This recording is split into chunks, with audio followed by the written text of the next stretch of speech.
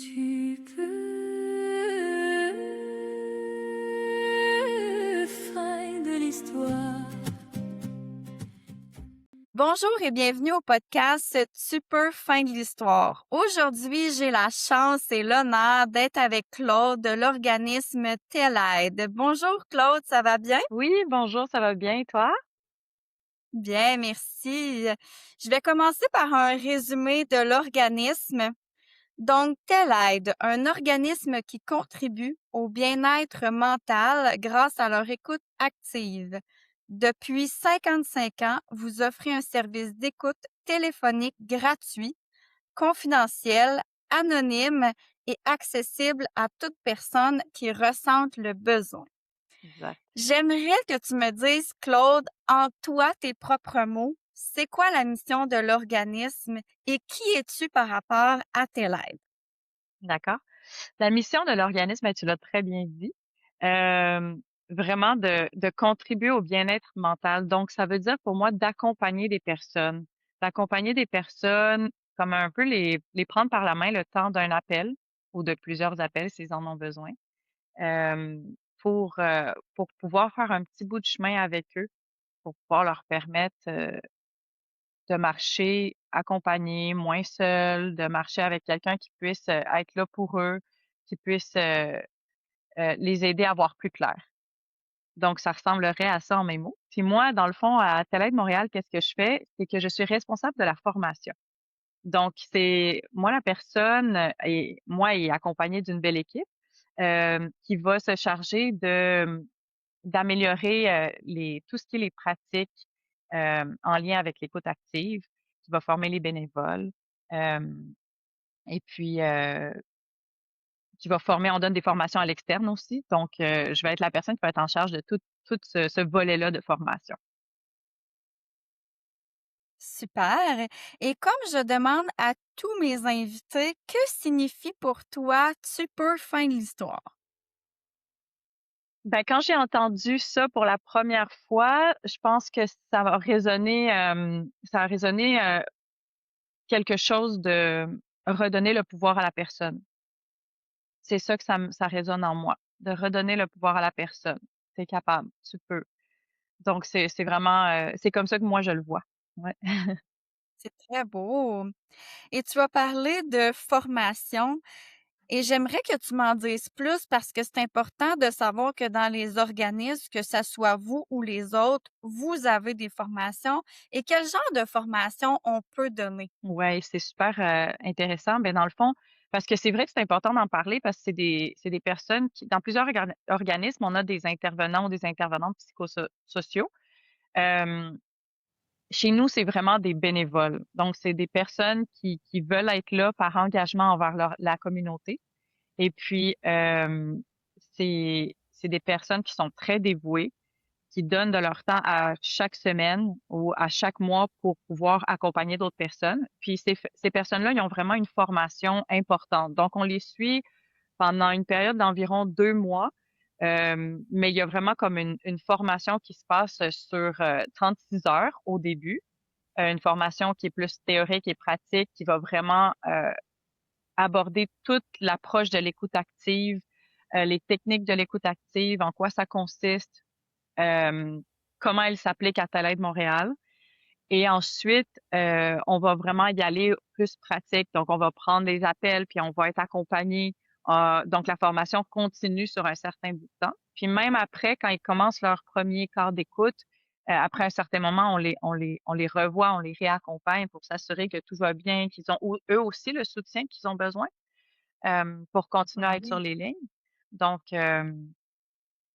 grosso modo, ça ressemble à ça. Donc, je dirais que c'est une formation qui est quand même assez béton. Et moi, j'aurais une question à te poser. Si il y a des gens aujourd'hui qui veulent devenir Ouais. bénévoles, comment on fait pour devenir bénévole chez Telaide Montréal? Ben oui, puis c'est vraiment, c'est super que tu en parles.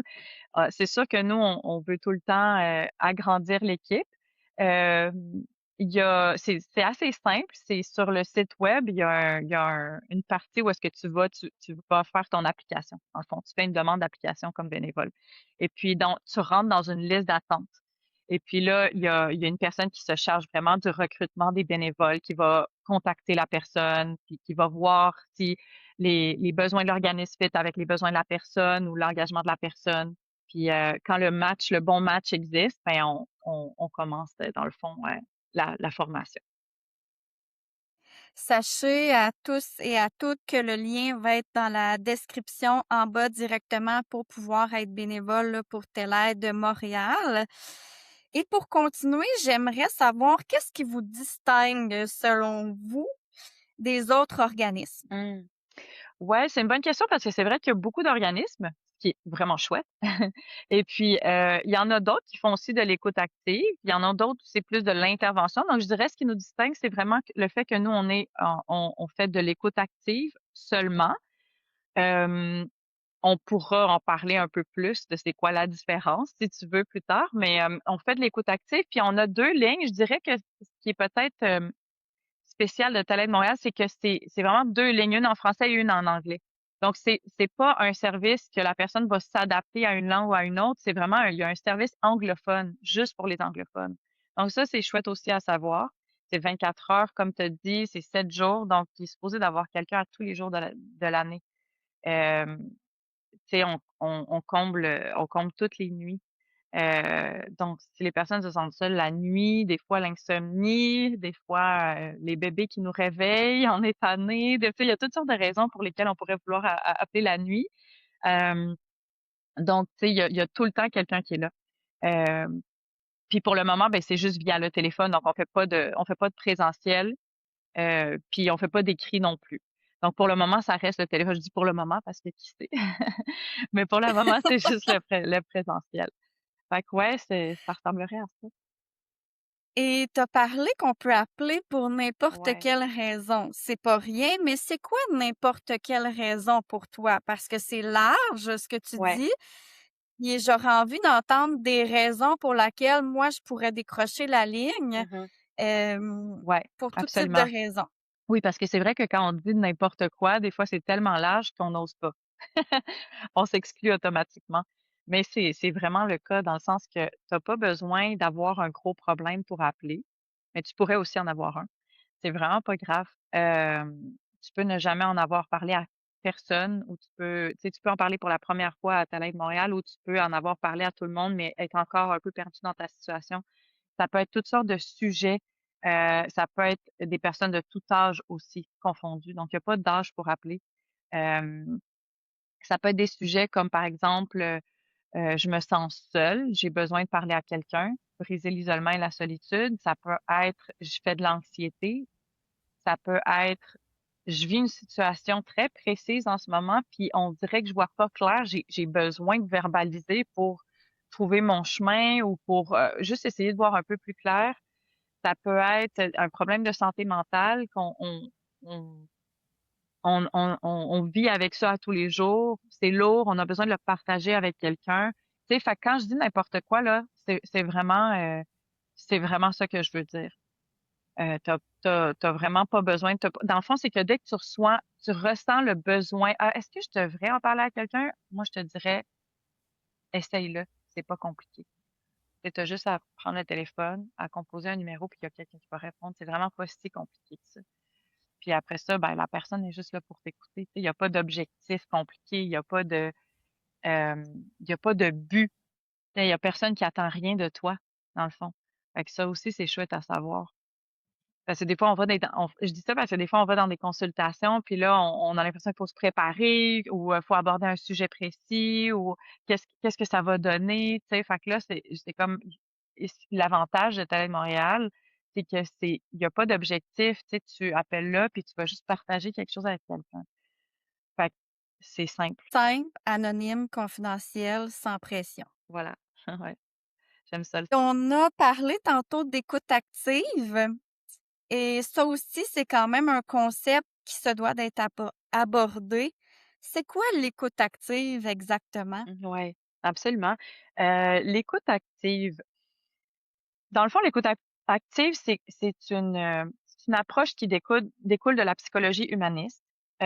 Puis, dans le fond, c'est comme un paquet de techniques, si on peut dire ça comme ça. C'est un sac d'outils que la personne va mettre en place euh, pour écouter l'autre. Mais à la base, ce qui est le plus important de l'écoute active, c'est l'attitude de la personne. Donc, c'est le fait que la personne va pouvoir créer un environnement qui est sécuritaire et qui est rempli d'empathie et de non-jugement pour que l'autre puisse se déposer, pour que l'autre puisse être pleinement, pour que l'autre puisse vraiment se sentir confortable. Ventiler? Oui, absolument, se sentir confortable de ventiler, d'être qui il est, de dire ce qu'il veut sans avoir la crainte de se sentir jugé.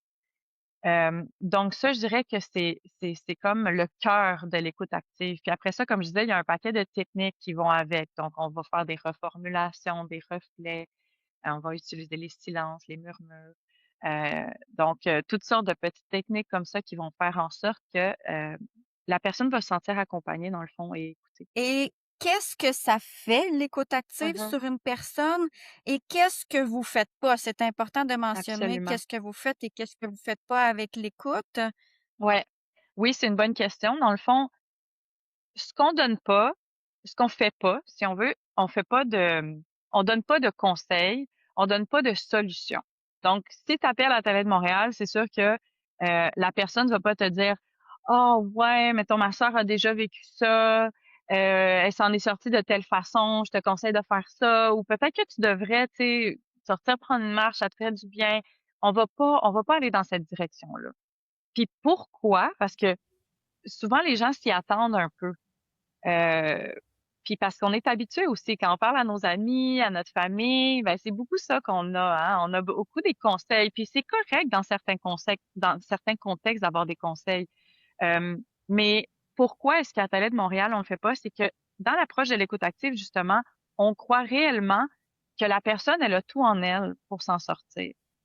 Donc, basé sur cette idée-là, donc de lui donner des conseils ou des solutions, ça serait aller à l'encontre de ça. Euh, Ce qui va marcher pour moi va pas nécessairement marcher pour toi. Donc, c'est important de donner toute la place à la personne et de l'accompagner de façon adéquate pour qu'elle-même puisse trouver ses propres pistes de solution. Et ça a un effet vraiment, ça marche dans le sens que si tu appelles à quelque part puis on te dit tu devrais faire ci ou ça, ben là, tu vas sortir avec peut-être une liste plus grande de choses à faire, tandis que toi, ce que tu voulais, c'est voir plus clair. Donc, ça marche dans le sens que tu appelles et puis on va comme faire le ménage en posant des questions, en t'accueillant, en faisant des reflets, en te faisant des reflets des émotions que tu peux être en train de vivre. Donc, on va faire un peu le ménage dans ce que tu vis pour que tu puisses voir plus clair dans ce qui est possible pour toi de mettre en action. Ou pas, parce que peut-être qu'il n'y a pas d'action non plus à prendre, mais pour voir plus clair dans ce qui s'en vient pour toi. Donc, je sais pas si je l'explique assez clairement, mais c'est la raison pour laquelle on va pas dans les conseils et les solutions. Puis la différence majeure entre une discussion entre amis Mhm. et l'écoute active, ça serait quoi pour toi? Mm. Ben, une discussion entre amis pourrait avoir de l'écoute active dedans, mais c'est sûr que dans l'écoute active, c'est que la place va être entièrement laissée à l'autre personne. Donc, généralement, dans une conversation entre amis, ben, on est deux. Les deux, on participe. Les deux, on contribue dans le sens que moi, je vais peut-être te partager un peu de mon expérience. Je vais te dire, ah ouais, tu sais, ça me parle ce que tu dis. Moi aussi, j'ai peut-être vécu quelque chose. Ou, tu sais, on connaît plus la personne aussi. Donc, on peut se permettre de dire plus de choses, tu sais, sur la situation de la personne. On peut se permettre aussi d'aller, ouais, mais tu te rappelles la dernière fois, tu as fait telle affaire. Ou, tu sais, on peut aller un peu dans le passé de la personne. Donc, tu sais, t'as plus de contexte et puis tu peux te permettre un peu plus d'exister dans la relation avec ton ami, tandis que dans l'écoute active, la place appartient à 100% à l'autre personne. Donc, nous, en tant qu'écoutants ou écoutantes, on va s'y mettre un peu comme euh, en, en arrière Puis on va laisser l'autre exister, on va laisser l'autre être pleinement. Donc, ouais, dans ce sens-là, je dirais que c'est la plus grande différence. Et l'écoute active, est-ce que ça peut créer, selon toi, une certaine confiance dans le futur, une certaine estime de soi, Ouais. contrairement à une discussion entre amis? Je pense les 2 peuvent y contribuer, d'une façon différente, bien sûr, mais je pense que la force de l'écoute active, c'est vraiment cet effet-là que tu ressors d'une discussion en te sentant plus, un peu plus, puissant dans le bon côté du mot, dans le sens que tu te sens, comme si tu avais repris du pouvoir sur ta situation. Fait que ça te redonne de la confiance dans ce que tu peux faire en toi-même, dans le futur, comme tu dis. Ouais. Puis une autre chose que j'ai oublié de mentionner aussi par rapport à l'écoute active, c'est que on fait pas de suivi justement. Puis à Télé de Montréal, on fait pas de suivi, on fait pas de c'est pas une thérapie. Donc on suit pas quelqu'un sur le long terme. Ça va vraiment être l'espace d'un appel. Donc, une raison de plus pour pas qu'on se positionne sur tu devrais faire ci, tu devrais faire ça, parce que justement, on ne connaît pas le contexte. Si je te parle pendant 20 minutes, Sarah, ben, je connais 20 minutes de toi, je connais pas toute ta vie. Donc, c'est important que je respecte ça, que je sois humble par rapport à cette situation-là. Je ne connais pas tout, donc je peux pas me prononcer non plus euh, par rapport à toute ta Et là, tu as situation. parlé de 20 minutes, mais est-ce qu'il y a un temps pour, Ouais. une durée maximum, minimum d'un appel? Comment ça fonctionne, moi, si j'appelle chez Tel Ouais. Aide Montréal? Est-ce qu'il y a des questions, après ma barre? Est-ce qu'il y a un temps minimum, maximum? Explique-moi. Ouais, en fait, il y a pas de temps déterminé pour les appels. Fait que ça, c'est chouette parce que ça donne beaucoup de liberté. Mais en même temps, c'est vrai que j'ai dit 20 minutes parce que ça, c'est un peu la moyenne qu'on voit, dans le fond. Mais c'est pas ce qu'on recherche. Donc, on va donner le temps qu'il faut à la personne. C'est sûr que l'écoutant ou l'écoutante se doit d'être comme un peu en contrôle de l'appel, dans le sens qu'on va guider avec bienveillance la personne qui va appeler. Hem, Fait que c'est rare que les appels vont dépasser, par exemple, 50 minutes parce que au bout de 50 minutes, c'est même comme un rendez-vous dans un psychologue, tu sais, je veux dire, c'est un temps qu'on s'accorde. Après ça, on commence à être épuisé de parler de soi ou de la situation, de réfléchir, tu sais, fait que ça commence à être long. Fait que c'est sûr que c'est rare que les appels dépassent ce temps-là. Mais tu sais, si tu as besoin de 5 minutes, tu as besoin de 5 minutes. Si tu as besoin de 10 minutes, ça va être ça. Puis si tu as besoin de 30 minutes, c'est correct aussi. Fait qu'on va vraiment s'adapter selon les besoins de l'appelant ou de l'appelante. Et une question qui me vient en tête, Ouais.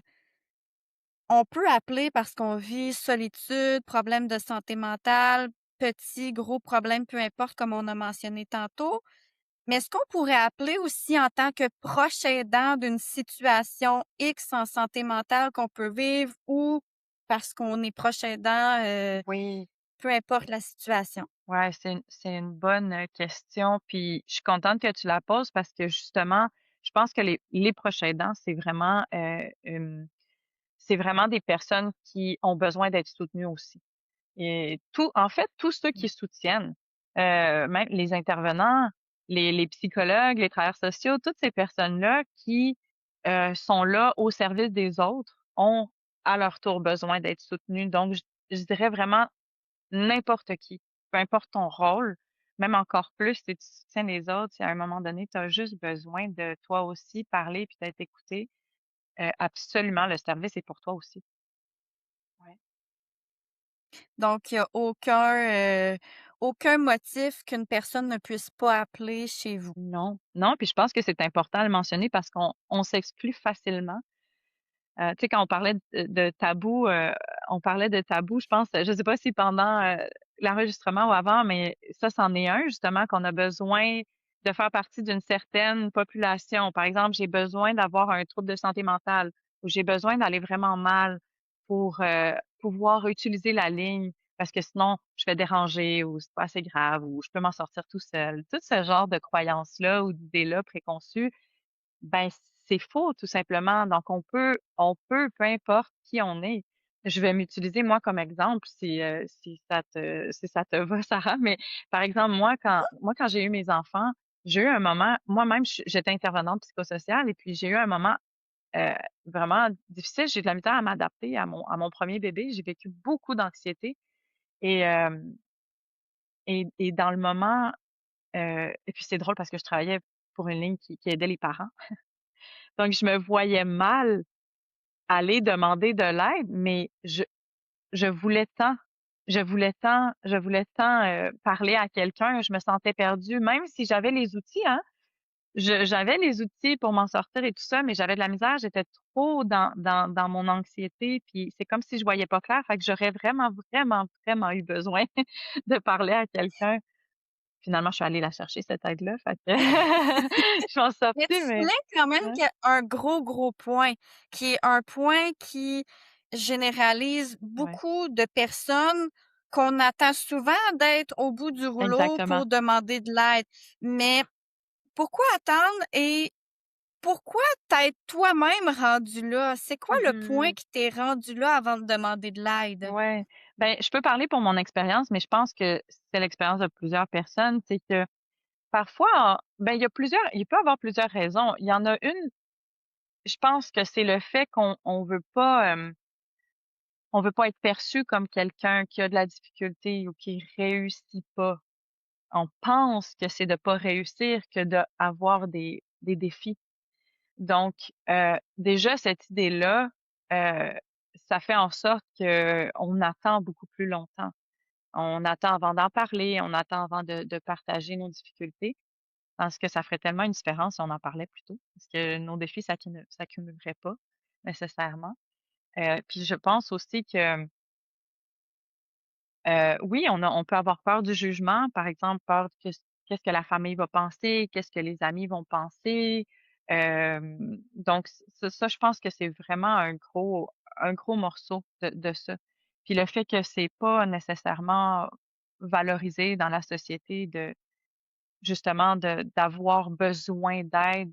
Ce qui est valorisé, c'est beaucoup l'idée qu'on est capable de s'en sortir tout seul, tandis que c'est complètement faux. On est des êtres sociaux et de communauté, donc on ne devrait pas nécessairement être capable de s'en sortir tout seul. Je veux dire, on a plus souvent, dans l'histoire de l'humanité, fonctionné ensemble, en communauté, en famille. Il y avait le soutien des grands-mères, des mères, des voisins, des voisines. Donc, il y a aucune raison pour laquelle on devrait être capable de s'en sortir tout seul. Fait que, si on brise cette idée-là, ça serait bien parce qu'on pourrait vraiment attendre moins longtemps et donc, si on va chercher de l'aide plus tôt, on comprend mieux la situation, on n'accumule pas, tout peut être plus léger. Puis comment, selon toi, on pourrait briser cette idée-là de justement qu'on est capable de faire tout toute seule? Ouais, c'est une bonne question, mais je pense que de plus en plus, on voit que les gens, tu sais, en parler, c'est vraiment ce que tu fais ici, là, en parler, juste le verbaliser, partager nos propres expériences, ça déjà, je pense que c'est un gros morceau. Puis on le voit de plus en plus, dans mon entourage, même des personnes qui prennent la parole, publiquement pour raconter leur histoire. Je pense que justement, ça fait partie ça permet aux autres de le faire. Se montrer vulnérable, ça permet aux autres de le faire. Donc, d'avoir une idée plus, normalisée de ce que ça peut être, d'avoir des défis, d'avoir des moments plus difficiles dans la vie ou de vivre avec un trouble de santé mentale au quotidien, c'est quelque chose qui existe. C'est quelque chose avec quoi on peut vivre. C'est quelque chose qu'on peut, peut-être transcender. Hem, donc, ouais, de partager la parole, je pense que c'est vraiment un gros morceau. Donc bravo à toi pour le faire. Ben, bravo à toi aussi, je dirais. Parce que d'avoir autant d'organismes au Québec et de les mettre en lumière, oui, c'est une mission pour moi, mais c'est pour aider les autres au final de pouvoir s'aider eux-mêmes à prendre justement soit le téléphone. Ben, Ouais. c'est souvent le téléphone le premier pas pour entrer à quelque part puis obtenir de l'aide parce que effectivement, on en a tous besoin un jour ou l'autre de l'aide, que ça soit pour la santé mentale ou autre chose, donc c'est important de le mentionner. Ouais, ouais, je suis d'accord. Et j'aurais envie de te dire, Est-ce que la détresse émotionnelle peut être encore un tabou aujourd'hui, pour appeler directement chez vous? Comme c'est un obstacle à ce que les gens nous Ouais, contactent, le fait de vivre une détresse émotionnelle, est-ce que c'est un obstacle? ouais, ouais. Hem, ben, je pense que ça peut l'être dans le sens que justement, quand on vit une détresse émotionnelle, on voit un peu moins clair. Tu sais, on c'est comme si on avait un brouillard un peu des fois qui s un voile qui se place devant les yeux, puis on voit un peu moins clair. Donc si on voit un peu moins clair, ça se peut que, tu sais, notre rationnel est pas tout là pour nous dire: «Ben non, c'est correct, tu peux le faire, il y a pas de problème», tu sais? Ou même si on te juge, il y a pas de problème, c'est ce que tu dois faire, c'est important pour toi, tu sais? C'est comme si cette partie-là peut être plus embrouillée. Donc dans ce sens-là, je pense que ça pourrait être un obstacle, pour un obstacle pour les gens pour prendre le téléphone, hem, mais c'est le moment pour le faire. Ouais, je dirais Effectivement. dès que tu y songes, j'aurais envie de te dire, c'est le moment. Totalement d'accord. Est-ce que tu aurais d'autres mythes tabous à dire concernant, soit une ligne d'écoute ou à demander de l'aide que tu entends régulièrement? Mais je pense qu'on en a quand même mentionné pas mal, tu sais, le fait de avoir l'impression qu'on doit être capable tout seul, ça, c'en est un gros. Puis je te dirais pour tout le monde, mais surtout pour certaines populations encore plus, par exemple les hommes. Les hommes sont vraiment, socialisés de façon à ce que pour eux, là, on leur a toujours dit que c'était important qu'ils s'en sortent tout seuls, là, tu sais? Même dans la voiture, là, Et ça demande à part de personne. loin, ça part de leur ancêtre, Ouais, là. oui. Oui, puis c'est appliqué à plusieurs sphères de la vie. Mais donc, quand tu as une détresse émotionnelle, justement, là, c'est comme si c'était encore plus fort. Alors, j'aimerais ça que ça puisse changer, parce que pour eux surtout, mais pour tout le monde, c'est vraiment ce qui fait en sorte que tu te rends là vraiment plus loin dans ta détresse. Puis après ça, on les voit qui nous appellent en crise. Tu sais, sont avancés dans leur détresse, puis là, c'est comme si là, il faut une solution maintenant parce que là, c'est devenu intolérable. Donc, tandis que si on prend ça avant, oui, c'est tolérable, puis il y a beaucoup plus d'éventail de possibilités tu sais, à prendre des actions ou à voir les choses autrement, à être accompagné pour pouvoir mieux aller. Donc, oui, celui-là, c'en est un important qui me touche beaucoup. Mais sinon aussi le fait justement, comme on a dit au début, le fait qu'on n'a pas besoin d'être complètement au fond du baril là, pour nous appeler, tu sais? Moi là, le premier jour où est-ce que j'ai dit: «Oh mon Dieu, j'ai de la misère, c'est quoi ça? J'ai un nouveau bébé, on dirait que je comprends pas, je suis qui?» Le premier jour où est-ce que j'ai senti ça, j'aurais dû prendre le téléphone, tu sais? Parce que c'est pas compliqué, on en parle une fois, puis si c'est pas assez, ben on rappelle, puis on en parle une autre fois, puis si on sent qu'on a besoin de plus, alors on va un peu plus loin dans la demande d'aide. Je me pose cette question-là, mais quand on appelle, Oui. est-ce qu'on a des questions après ma barre Ouais. Mmh. que la personne, la bénévole, va nous poser pour après ça entrer dans la discussion ou non? Dans le fond, non. Je te dirais, il y a pas de cadre. Donc, c'est vraiment, «Tu l'aide Montréal, bonjour». Alors la personne répond, puis là, on peut dire je peux donner un exemple, par exemple, «Salut, ben, j'appelle, c'est la première fois que j'appelle» ou «Ben non, j'ai déjà appelé, mais aujourd'hui je veux parler, je veux peut-être parler de quelque chose, mais j'ai beaucoup de choses, je sais pas trop» et là, la personne va te dire: «Ben, c'est quoi qui prend le plus de place aujourd'hui?» par exemple. Donc là, on va y aller avec ce que vous ressentez dans le fond.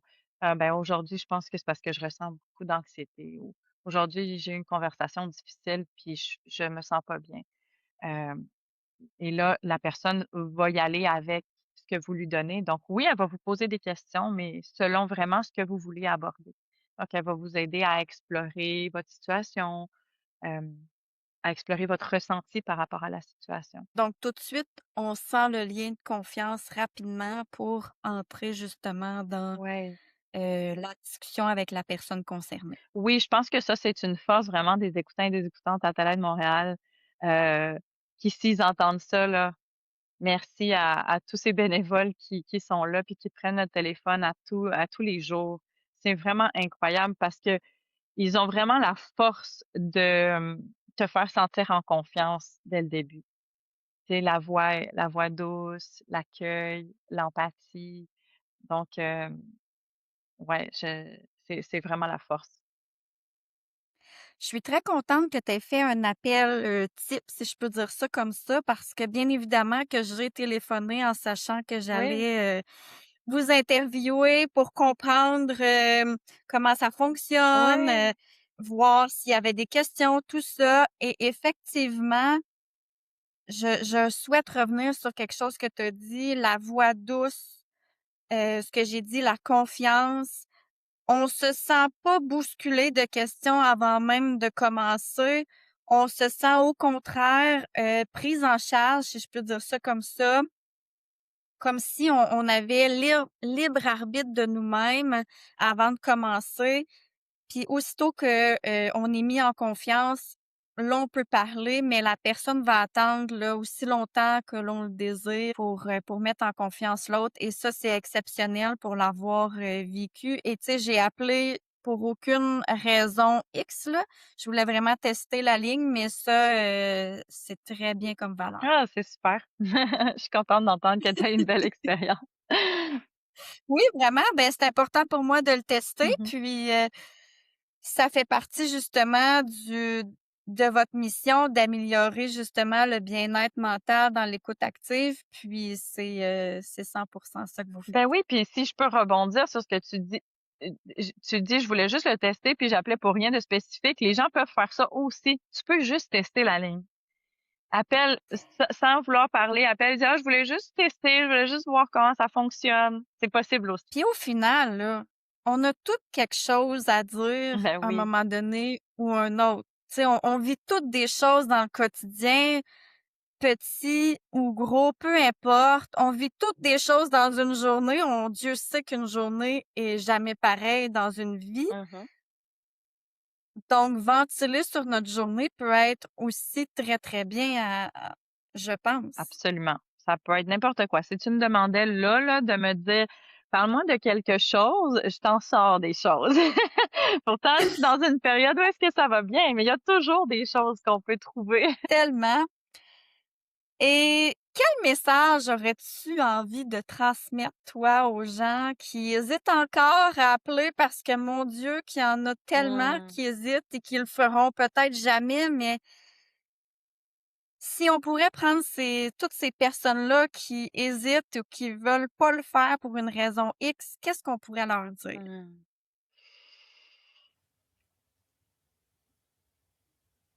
Ben, j'aurais envie de leur dire que ça ne change en rien qui tu es, que tu prennes le téléphone.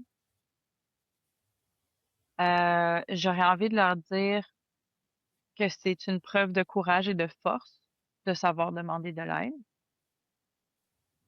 Puis je reviendrai aussi avec, dès qu'il y a une partie de toi qui y songe, que tu te dis: «Ah, peut-être que j'aurais besoin d'aide», j'aurais envie d'inviter les gens à écouter cette partie-là de eux qui, heu, qui parle en ce moment-là, dans le fond. Puis de laisser de côté, un tout petit peu, là, pour un moment, cette partie-là de nous qui dit, qu'on est capable tout seul ou qu'on devrait être capable de s'en sortir tout seul. Donc, de laisser un petit peu place à cette partie-là qui se montre vulnérable puis qui demande de l'aide, puis de prendre soin de cette partie-là en prenant le téléphone pour appeler, n'importe où. Et tu as parlé de quelque chose c'est une force de demander de l'aide. Ça aussi, c'est un tabou. On le voit comme l'inverse énormément encore à ce jour. Ouais, exactement. Qu'est-ce qu'on pourrait faire, selon toi, dans la société pour mettre Mmh. ça en valeur que demander de l'aide? C'est positif. Ben, je pense encore une fois de donner des exemples, inspirants, heu, qui puissent nous permettre de faire un shift de perception par rapport à ça. Donc, de voir des personnes, hem, qu'en temps normal, peut-être on ne verrait pas, on aurait l'impression que ah non, tu sais, ils sont capables justement, sûrement que ça va tout va bien pour eux. Regarde, une vie extraordinaire. Ils ont la belle famille, ils ont le bon travail, et tout va bien. Il y a, tu sais, un athlète, hey, wow, il fait son sport, il gagne des médailles. Tu sais, toutes des personnes qui sont supposées d'aller bien et que pourtant, comme n'importe qui, ils ont des struggles, j'allais dire, des défis à l'intérieur. Euh, de les voir justement demander de l'aide, de les voir comme puis qui tu sais qu'ils en parlent, comme les athlètes qu'on a vus récemment le faire. Tu sais, tous ces exemples-là inspirants de gens qui sont allés chercher de l'aide puis que finalement ça leur a fait un grand bien. Donc montrer par l'exemple, ça c'est vraiment quelque chose, je pense, fonctionne parce que j'ai quand même vu le changement à travers les années.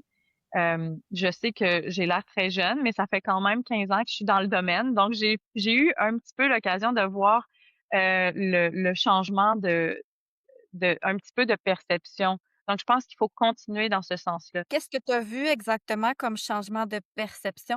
Dans le sens que les gens parlent beaucoup plus facilement de santé mentale. On en parle de plus en plus dans différents domaines, comme par exemple le domaine du sport.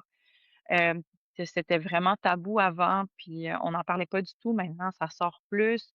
Euh, Tu sais, je vois que la population, justement, comme je disais, des hommes font un petit peu plus de demandes d'aide. Ça augmente très tranquillement, mais ça augmente quand même. Fait que, tu sais, je pense que c'est important de continuer, de ne pas lâcher ces efforts-là, de partager nos vécus, de montrer des exemples de gens qui le font, puis que ça leur fait du bien, ça fonctionne, puis que ça fait d'eux des personnes encore plus courageuses, dans le fond. Et là, on a parlé d'athlètes, tout ça, et ça m'a mis la puce à l'oreille sur. On sait que les statistiques au Québec augmentent sur la santé mentale de nos jeunes, tant Ouais. primaire et secondaire. Est-ce que si on est au secondaire ou même au primaire, on pourrait téléphoner? Est-ce qu'il y a un âge pour téléphoner? Parce que je crois certainement que ces personnes-là aussi peuvent Ouais. obtenir peut-être une Mhm. ressource d'aide d'écoute. Est-ce qu'ils peuvent appeler? Oui. La réponse courte, c'est oui. Au fond, il y a pas d'âge. On va écouter, si un adolescent veut appeler puis être écouté, c'est tout à fait, légitime. Il y a des ressources qui sont plus spécialisées pour les jeunes. Tu sais, il y a des ressources qui existent pour toutes sortes de branches de la population. Donc, tu sais, ils peuvent les tester dans le fond. C'est ça que j'encouragerais. Tu sais, j'aimerais ça que, dans le fond, l'idée soit essaye-les, puis celle qui te convient, tu peux l'utiliser, tu sais. Donc, si, ils trouvent une ressource qui sont plus adaptées à eux, ben tant mieux. Puis s'ils veulent appeler à Aide Montréal, il y a toujours un bénévole ou une bénévole qui va être là pour les écouter aussi. On va faire exactement la même chose avec un adolescent. Ben, c'est sûr, on va adapter un peu notre ton et tout ça, mais on va faire la même chose. On va faire de l'écoute active avec peu importe qui nous appelle. Et si quelqu'un appelle puis c'est pas la bonne ressource, est-ce que vous référez à des ressources spécifiques qui peuvent les aider là, selon leurs problématiques? Oui, absolument. On peut faire des référencements à d'autres organismes si jamais il y a quelque chose là, qu'on voit qu'ils ont besoin de plus spécifique ou s'ils le demandent.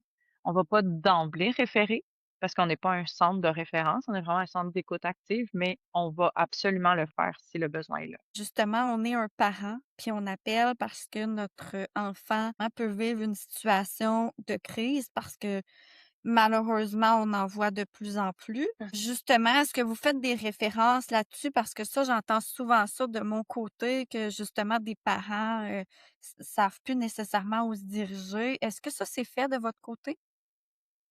Hem, Dans le sens d'un référencement pour les parents précisément, ben, je Parents ou enfants? parents ou enfants. Je pense que dans le fond, ce qu'on va faire plus précisément, c'est parce que nous, on en a un bottin. Donc on va, s'il y a une ressource dans notre bottin qui est adaptée, par exemple, aux parents ou à quelqu'un qui vit de la violence conjugale ou à quelqu'un qui vit un trouble de santé mentale X ou à quelqu'un, tu sais, comme toutes sortes, on va le donner, ceux qui sont dans notre bottin. Mais si jamais ça fonctionne, si jamais on ne trouve pas de ressources adaptées à la personne, on va plutôt référer au grand centre de référencement de Montréal.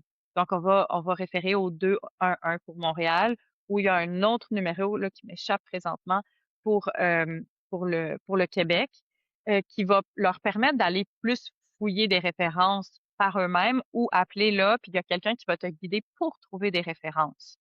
Donc, c'est un peu ça notre fonctionnement. Donc, si la personne, un parent appellerait puis qu'on trouve pas de ressources dans notre propre bottin à nous, donc on va référer au 211 et là, ils ont beaucoup, beaucoup, beaucoup de ressources, qui vont être, disponibles pour eux. Donc, ils sont jamais laissés à eux-mêmes finalement, peu importe leur problématique. Ouais, il y a toujours en bout de ligne une ressource qui va exister, absolument. As-tu quelque chose d'autre à mentionner sur Telle Aide Montréal qu'on n'aurait pas souligné actuellement? Je pense qu'on a quand même fait le tour, je dirais, il y a le nombre de bénévoles, ça ressemble à Ouais! 170, je pense. Ils sont pas tous actifs tout le temps, mais c'est le bassin de bénévoles qu'on a en ce moment, donc c'est quand même une belle communauté. Si vous voulez, rejoindre, il y a encore de la place. Et puis, ben, c'est ça, je dirais que c'est vraiment un endroit moi, je suis très contente d'avoir trouvé Tel Aide Montréal. Ça fait pas si longtemps que je suis là, puis c'est un bel endroit. Même l'équipe interne, c'est des gens qui sont vraiment dévoués et passionnés pour toujours améliorer le service. Donc, je suis contente de faire partie de cette équipe-là, puis j'encourage vraiment les gens à essayer, à tester la ligne, comme je disais. Et on va continuer sur, la démystification des tabous parce qu'il y en a 1001 et je sais pas si on peut directement aller là, mais bien sûr, on va y aller de manière anonyme là, mais as-tu des histoires peut-être à nous raconter qui peut inspirer les gens à prendre la ligne au moment présent? Mmh. Ben, il y a ouais, c'est ça, parce que on c'est sûr que comme c'est anonyme et confidentiel, il faut rester très vague dans les exemples qu'on donne, mais ce que je peux dire, c'est que il est jamais trop tard.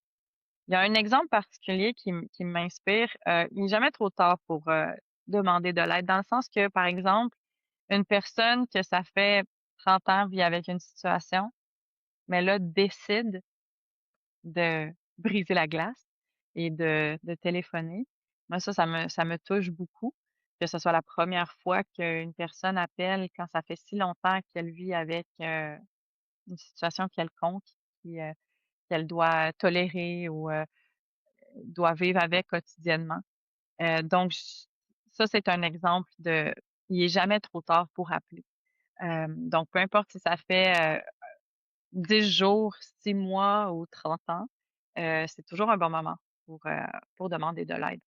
Aussi, un autre exemple, ça pourrait être que ça se peut que, par exemple, il y a beaucoup de personnes qui nous appellent, qui ont déjà un suivi avec, un psychologue, un psychiatre, n'importe quel, thérapeute en relation d'aide, tu sais, n'importe quelle personne qui accompagne une autre personne, dans le fond. Puis entre les rendez-vous, tu sais, les rendez-vous, peut-être c'est aux 2 semaines, aux 3 semaines. Puis là, entre les rendez-vous, tu vis des situations qui te déclenchent ou que tu vis des situations difficiles, puis là, tu as pas envie d'attendre 2 semaines pour parler à quelqu'un. Mais ça, c'est vraiment une belle utilisation du service aussi.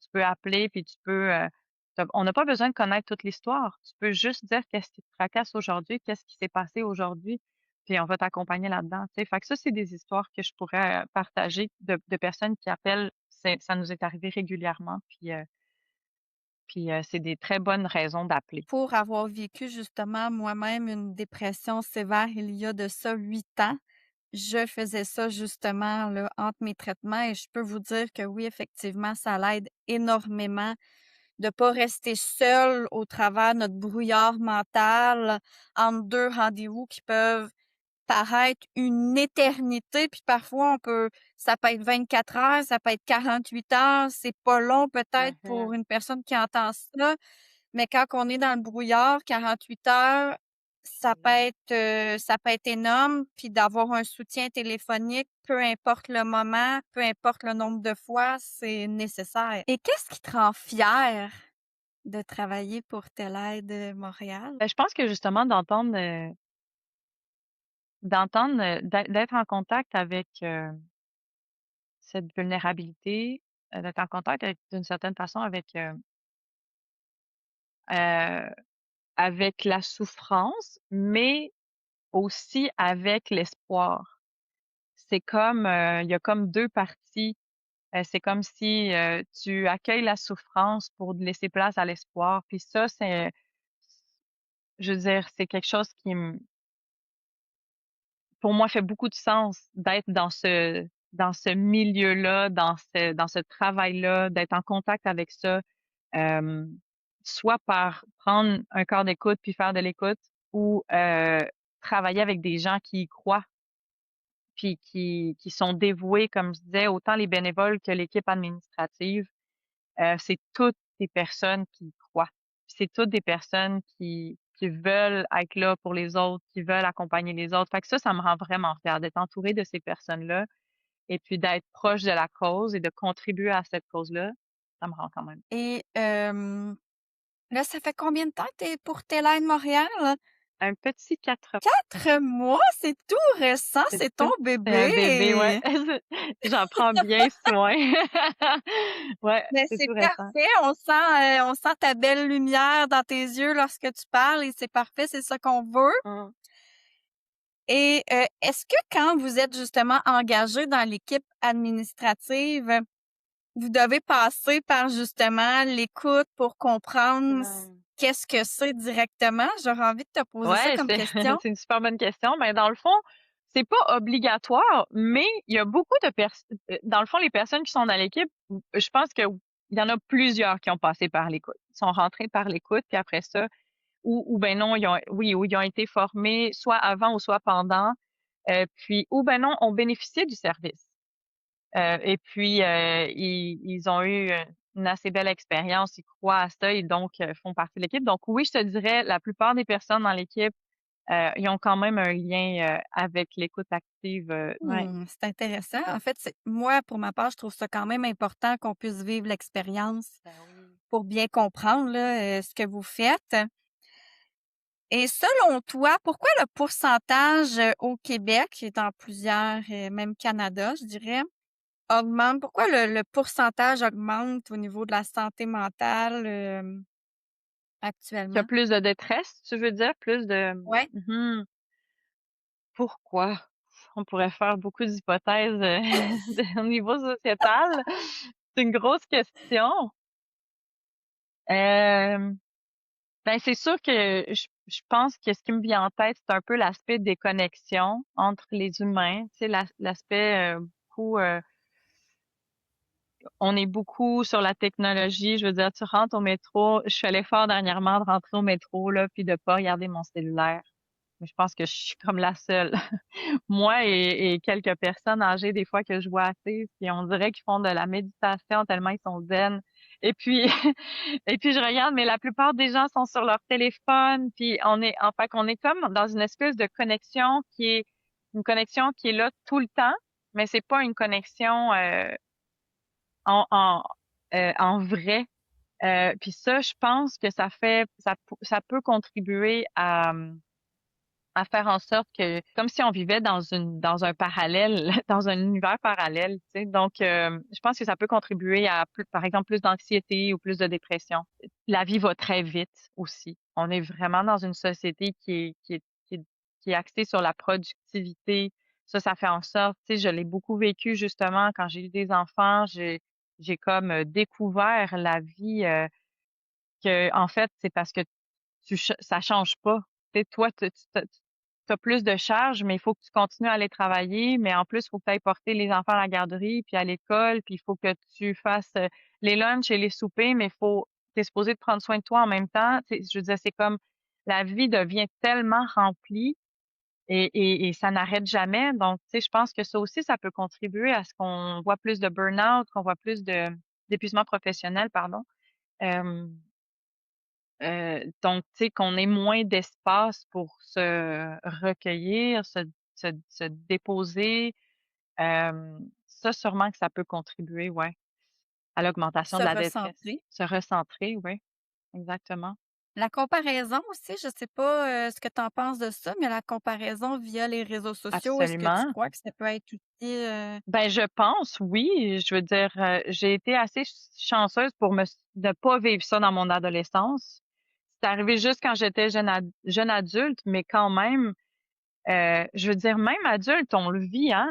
On n'a pas besoin d'être jeune, mais imaginons l'impact que ça a sur nos jeunes, justement. Si étant adulte, ça a déjà un impact. Imagine quand on est jeune, l'impact que ça va avoir quand tu es en train de construire ton identité, quand tu es en train de te développer. Justement, tu commences à comprendre que toi, tu as t'as une image, tu sais, que tu dégages, que tu as de toi-même, puis là, tu te compares aux autres, puis tu as accès à tellement d'images qui sont idéales et qui sont fausses et qui ne représentent pas la réalité. Donc, c'est sûr que ça doit avoir un impact.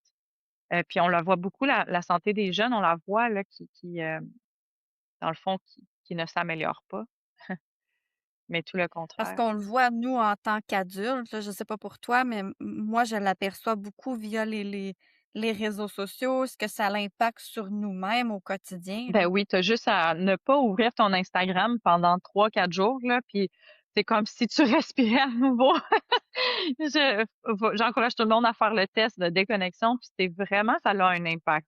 On est tout le temps Ça a confronté. un Ouais, énorme impact. ouais, sinon on est tout le temps confronté à des images, à des réalités qui sont pas la nôtre dans le fond.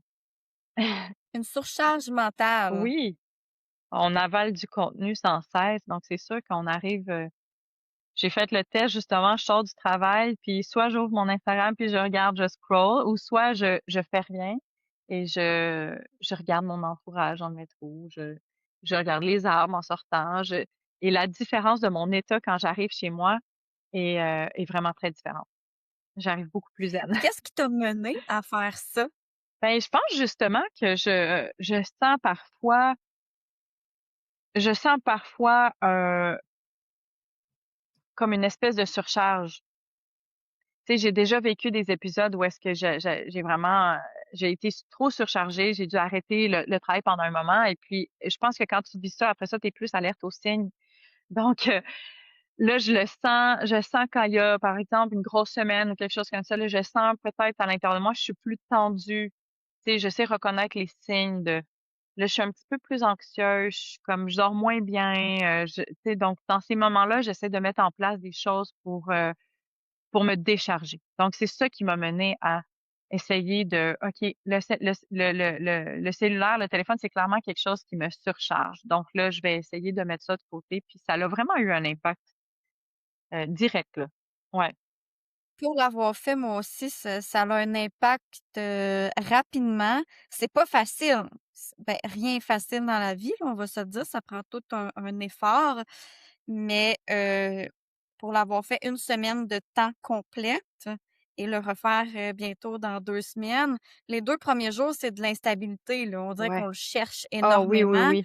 mais après, 24-48 heures, c'est un bien-être énorme, là. C'est intéressant ce que tu dis parce que c'est vraiment important de passer par cette phase-là où est-ce que, tu sais, là, je suis dans le métro, puis là, je suis comme: «Ah, je veux ah, non». Tu sais, le petit réflexe de «Ah, je vais le ah, non». Puis en fait, c'est drôle parce que oui, j'y pensais, mais je le faisais pas. Je l'ai fait une fois que j'ai oublié mon téléphone à la maison.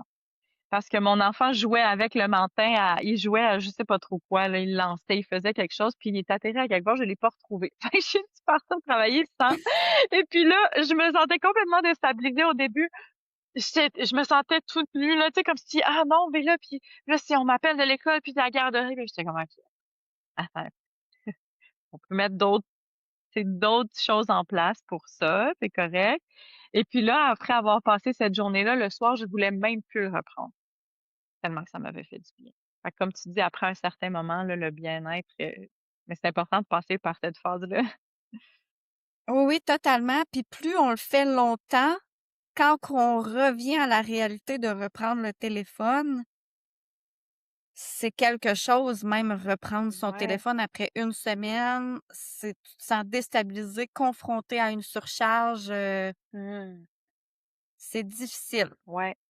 Mais tous, on devrait le faire régulièrement. Ça, je suis convaincue. Ouais, un petit cleansing de téléphone.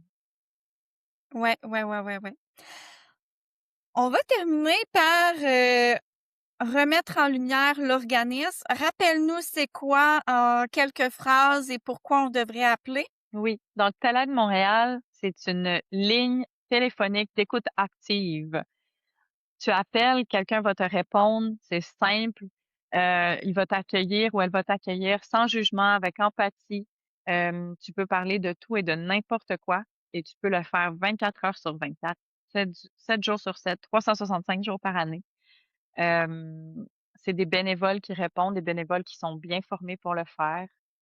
Puis, ah oui, il y a une ligne en français et une ligne en anglais et c'est partout au Québec. Vous allez retrouver les liens ci-dessous, soit le numéro de téléphone pour appeler. Vous allez retrouver aussi les liens pour devenir bénévole si c'est quelque chose qui vous intéresse. Vous allez retrouver aussi le site Internet pour aller voir si jamais vous voulez voir avant de téléphoner. Vous allez tout retrouver, les outils nécessaires pour prendre contact avec eux si vous ressentez le besoin de téléphoner. Et j'aimerais dire merci pour ce que vous faites. Merci infiniment. J'aimerais aussi terminer pour dire qu'il y a un concours présentement sur le podcast Tu peux faire de l'histoire. Donc, on s'abonne, on partage, on commande, on like. Et au bout de 1000 abonnés, vous courez la chance de gagner un livre Tu peux fin de l'histoire. Il y en aura 8 de tirés parmi tous ceux et celles qui seront abonnés, commentés, likés la chaîne YouTube. Donc, vous pouvez participer à chaque épisode. Il n'y a aucune limite de participation. Et on termine par la phrase de fin qui est le nom du podcast. Est-ce que tu veux commencer par le premier bout? Comment tu veux qu'on Ben oui, fonctionne? je peux commencer. Tu peux. Fin de l'histoire.